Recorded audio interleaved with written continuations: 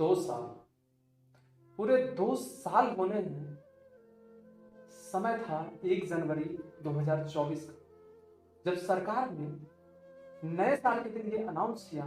BPSC के calendar में ये लिखा गया कि 24 अगस्त को आपके बीपीएससी टीआरई 4 की परीक्षा हो और सितंबर में रिजल्ट आए। हम लोग उस नए साल के दिन इतने खुश हुए, ऐसा लगा मानो दिवाली की गिफ्ट मिल गया। इसके मोहल्ले में हमने मिठाई बांटी। हमारे माँ बाप को एकदम आंखों में चमक आ गई कि अब हमारे बच्चों का जिंदगी संवर जाएगा। लेकिन आज सितंबर 2025 में वही जो चमक थी ना, वो आंसुओं में बदल। हर दिन आप एक नया ट्वीट कर देते हो, हर दिन चीजों का स्थगित कर देते हो, नए नए डेट निकालते हो, अगले महीने में आ रहा, 10 दिन में आ रहा, 20 दिन में आ रहा। आपको पता भी है कि जब एक डेट आगे बढ़ती है तो एक नौजवान के दिल पे क्या गुजरता है। हम लोगों की उम्र निकल रही है, लोगों के रिश्ते टूट रहे हैं, लोगों की शादियां रुकी हुई। मालूम है क्यों? क्योंकि लोग बेरोजगार। ये बेरोजगारी सिर्फ एक शब्द नहीं है, ये एक गाली है जो समाज रोज हमें देती है। आप आकर के ट्वीट कर देते हो कि ये लो जी, अगले 10 दिन में 1,20,000 सीट। हम उम्मीद जगा लेते हैं और आप उस उम्मीद को कुचल देते हो। थोड़ा भी नहीं सोचते हो कि अभ्यर्थियों के ऊपर क्या गुजर रही है। 1,20,000 सीट तो छोड़ो, 27,000 सीट देने में आपके पसीने छूट रहे हैं। और 27,000 सीट क्यों लेंगे भाई? हकीकत तो ये है ना, कितने सीट खाली है? 1,20,000। आप स्टेट का अनाउंसमेंट किए और आपकी बातों का कोई वैल्यू है? अरे कोई भी एक बात की वैल्यू दिखा लीजिए जो आपने बोला हो और पूरा किया। स्टेट 8 तारीख से करने वाले थे, अरे वो छोड़ो, 11 तारीख से करने वाले थे। लेकिन आजादी के इतने वर्षों बाद जब हम अपने आप को डिजिटल इंडिया का डंका बजाते हैं, आज आपका टेक्निकल इश्यू के नाम पे आप फॉर्म भरने से रोक देते हो बच्चों को।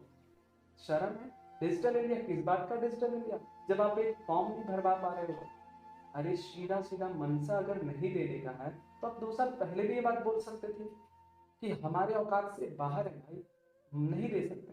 लेकिन आपने 2 साल से लोगों को एकदम आस जगा जगा के लोगों को बर्बाद करने का काम किया।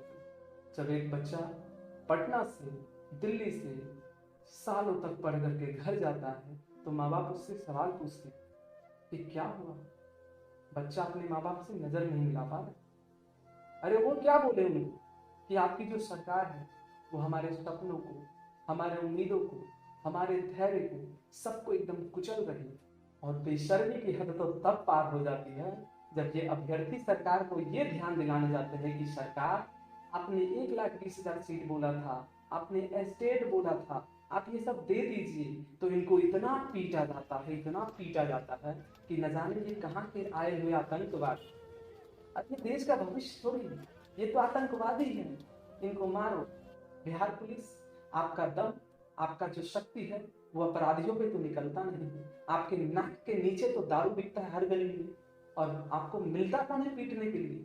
ये अभ्यर्थी जो आप ही के बच्चों को, आप ही के समाज के बच्चों को पढ़ाने के लिए अपना हक मांग रहे हैं, वो कह रहे हैं कि हमें शिक्षक बनने दो, हम पढ़ाना चाहते हैं, बिहार को बदलना चाहते हैं। लेकिन आप उन्हीं को इतना पीटते हो जितना कि एक कुत्ते को भी नहीं पीटा जाता। और आप उन छात्रों को इतना मारते हो कि कसम से आतंकवादी भी देखता होगा तो कहता होगा साला इतना तो मुझे भी नहीं पीटा। पब्लिक प्लेस में उनके लिए भी प्रोसीजर है, उनको पकड़ के जेल में ले जाओ, समझे? उनको पकड़ के जेल में ले जाओ, उनको वकील मिल जाता, रेपिस्ट को वकील मिल जाता।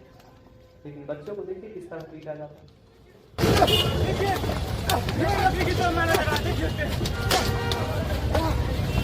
ये जो लाठी आपने मारा है, ये बच्चों के शरीर पे नहीं बल्कि उनके स्वाभिमान पे मारा।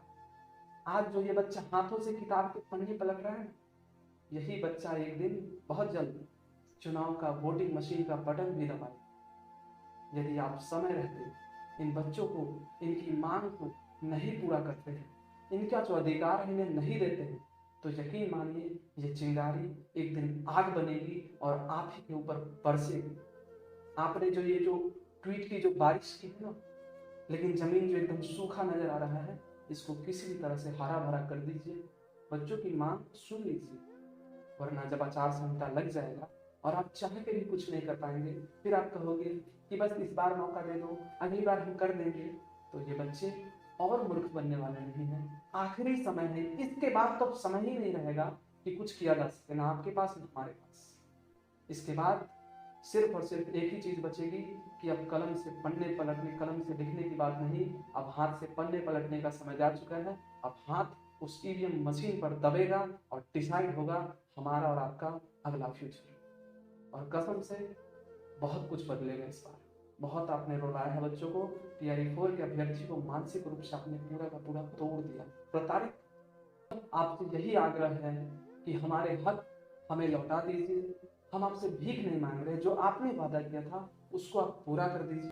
हमारे मेहनत का फल हमें लौटा दीजिए। हम लोगों को जो वैकेंसी चाहिए वो आप दे दीजिए। आप बच्चों की जवानी को नीलाम मत होने दीजिए, वरना ये इतिहास आपको एक ऐसी सरकार के रूप में याद करेगी जिसने अपने ही नौजवानों के जवानी का जनाजा उठाया। जय हिंद।